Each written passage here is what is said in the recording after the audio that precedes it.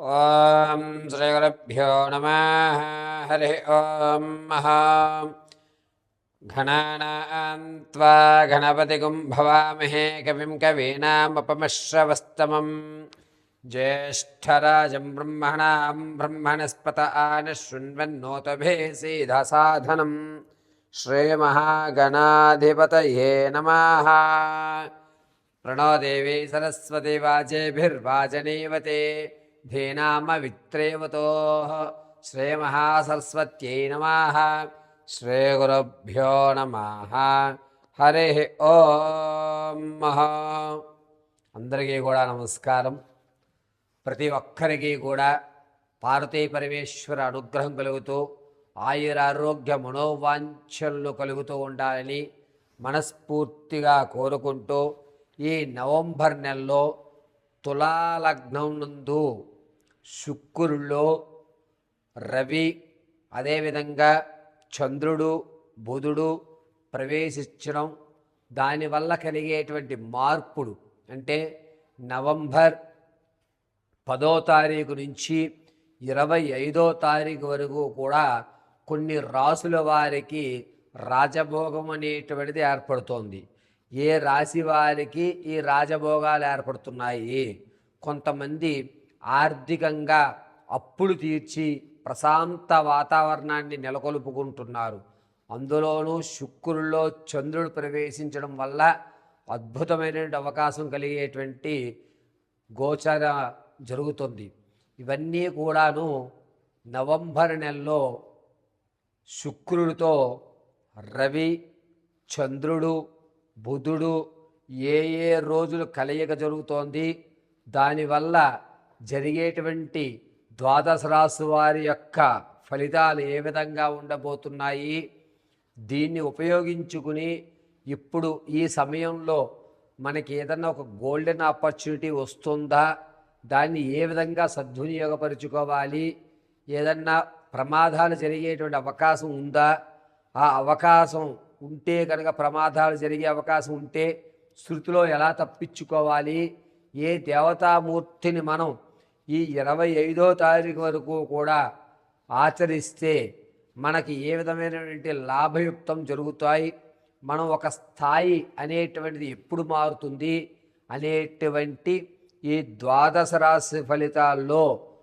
తులారాశి యుక్తంలోకి శుక్రుడు అందలి రవి చంద్రుడు బుధుడు ఏ రోజు మారుతున్నారు, ఈ మార్పుల వల్ల జరిగేటువంటి పరిణామాలు ఏ విధంగా ఉండబోతున్నాయి, దీని పరిష్కారాలు ఏమిటి, తాత ముత్తాతల నుంచి సంభవించేటువంటి ఆస్తి వ్యవస్థలు ఏమన్నా మనకి అందిపుచ్చుకుంటామా, భార్యాభర్తల మధ్య కీచులాట్లు పెరుగుతాయా అనేటువంటి విషయాలు కూలంకషంగా పరిశీలన చేద్దాం.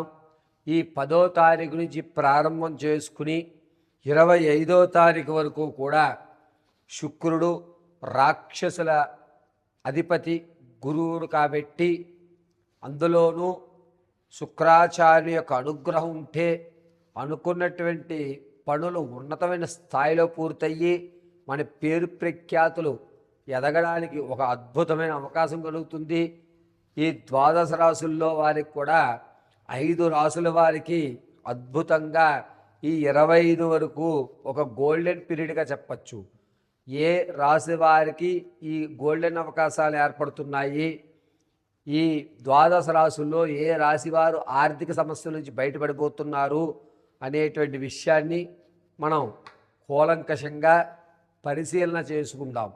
అంతేకాకుండా వచ్చేటువంటి ప్రమాదాలు తప్పించుకోవడానికి ఏ మూలమంత్రాన్ని మనం పఠించుకోవాలి అనేటువంటి విషయాన్ని కూడా మీకు అమ్మవారి అనుగ్రహంతో నాకు ఉన్నటువంటి జ్ఞానాన్ని ఉపయోగించి చెప్పడం జరుగుతుంది.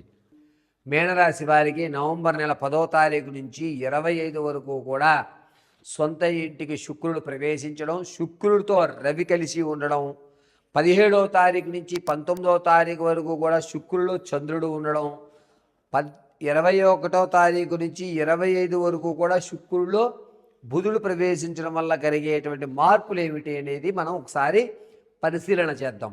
10వ తారీఖు నుంచి 17వ తారీఖు వరకు కూడా శుక్రునిలో రవి ప్రవేశిస్తూ ఉండడం వల్ల మీనరాశి వారికి కొన్ని ఇబ్బందులు కలుగుతున్నాయి.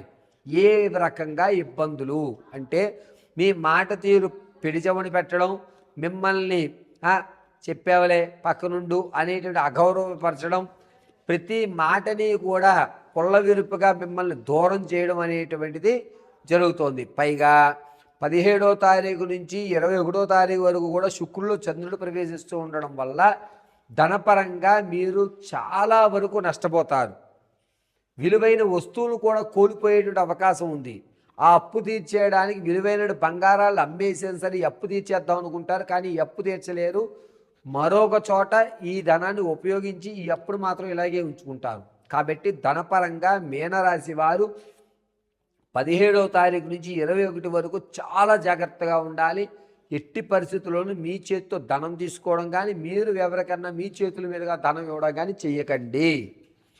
పైగా మీనరాశి వారికి మానసిక క్షోభ అనేటువంటిది ఏర్పడుతోంది 17వ తారీఖు వరకు కూడా. 10వ తారీఖు నుంచి ప్రతి దాన్ని కూడా మిమ్మల్ని ఇంటర్లింక్ చేయడం, మీ వల్లే ఈ తప్పు జరిగింది అని మిమ్మల్ని బ్లేమ్ చేయడం, దానివల్ల మిమ్మల్ని అనూహ్యంగా ఇబ్బంది పెట్టడం అనేటువంటిది జరుగుతోంది.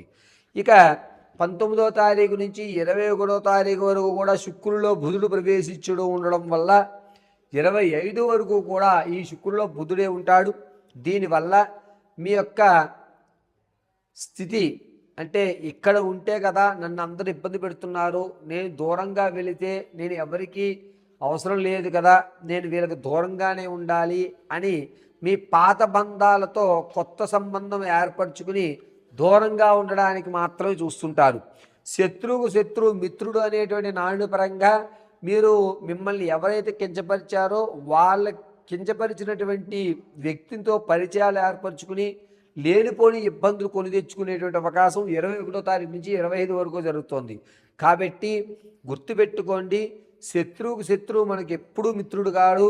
మనకు కూడా శత్రు వ్యవస్థలోనే నడుచేటువంటి అవకాశం ఏర్పడుతుంది. మీనరాశి వారు 17వ తారీఖు నుంచి 25వ తారీఖు వరకు కూడా కొత్త బంధాలను ఏర్పరచుకోవద్దు, కొత్త స్నేహాలను ప్రోత్సహించకండి. ఆరోగ్యపరంగా 18వ తారీఖు నుంచి 21 వరకు కూడా మీనరాశి వారికి ఆరోగ్యపరంగా చాలా జాగ్రత్తగా ఉండాలి. కంటికి సంబంధించినటువంటి వ్యాధులు ఏర్పడుతున్నాయి.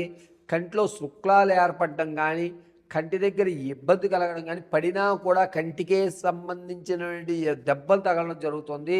కాబట్టి మీనరాశి వారు చాలా జాగ్రత్తగా ప్రయాణాలు చేసినప్పుడు కానీ, ఎదురు వాళ్ళతో మాట్లాడేటప్పుడు కానీ, ఎక్కడన్నా గొడవ జరుగుతున్నప్పుడు మీరు పెద్ద మనిషిగా వెళ్ళేటప్పుడు కానీ చాలా జాగ్రత్తగా వెళ్ళాలి. అక్కడ మీ యొక్క వ్యక్తిగతమైన శ్రద్ధ మీరు తీసుకోండి. వాళ్ళు ఇబ్బంది పడి మీ మీద పడి ఆ ఇబ్బంది అనేది మీ కంటికి నరానికి సంబంధించిన ఇబ్బందులు కలగజేసేటువంటి వ్యవస్థ నడుస్తుంది. కాబట్టి చాలా జాగ్రత్తగా ఉండడం మంచిది. ఇక మీనరాశి వారు 17వ తారీఖు నుంచి 25వ తారీఖు వరకు కూడాను ప్రతినిత్యము వెంకటేశ్వర స్వామి వారి ఆరాధన చేయడం చాలా మంచిది. నిత్యము కూడా తులసి దళాలు తీసుకుని వెంకటేశ్వర స్వామి వారి పాదాల దగ్గర పెట్టండి. స్వామివారి దగ్గర సుదర్శన మహామంత్రాన్ని చెప్పుకోండి. కృష్ణాయ గోవిందాయ గోపీజన వల్లభాయ పరాయ పరమపురుషాయ పరమాత్మనే పరమంత్ర పరతంత్ర పరయంత్ర పరప్రయోగా నివృత్య మృత్యోర్మోచయ మ్రోచయ ఆయుర్వర్ధయ వర్ధయ కుంభట్ పరబ్రహ్మణే జీవే జ్వాలా పరితరాయ సుదర్శనాయ నమో నమః అనేటువంటి సుదర్శన మహామంత్రాన్ని చెప్పుకోండి. ఎల్లవేళలా శ్రీమన్నారాయణుడు మిమ్మల్ని రక్షిస్తూ ఉంటాడు. సర్వం పరమేశ్వర అనుగ్రహం కలుగుతూ ఉంటుంది. అయిపోయింది నాన్న.